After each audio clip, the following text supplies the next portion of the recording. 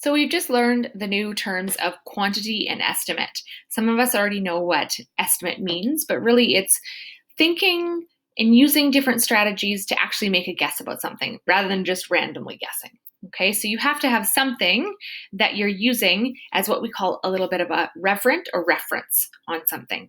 So when you take a look at this basketball game, you've had a couple minutes to think about how you would estimate how many spectators or people watching the game. And what I notice is that they're actually in groups of 10. We've used this before when we talk about 10 frames.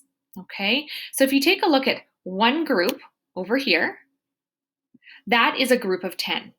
And we know now we can actually use our skip counting strategy to add on to it to figure out how many are going to be on this without actually counting every single individual one. So we could go 10, 20, 30, 40, 50, 60. Now, if you take a look at this last one here, only 5 of them are filled. We know that half of them are filled. So instead of just counting 1, 2, 3, 4, 5, I know that half of 10 is 5. So I know altogether we have 65 spectators. Now, even if one of these spectators was not in their seat, I would still give my estimate of 65. Because an estimate does not have to be exact. It is just approximately what you think it's going to be.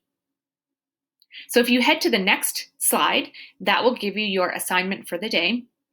And you are going to post that into this assignment so that your teacher can see it. You're going to turn that in. You are going to be looking at estimates as well as counting. So an estimate is just your guess, whereas counting is counting every single individual one to guess, to check your estimate. It is okay if those are going to be different. So don't worry about that if they are different. If they are wildly different, maybe your estimate was 131 and you counted it and it was 3, then we're looking at a bit of a problem.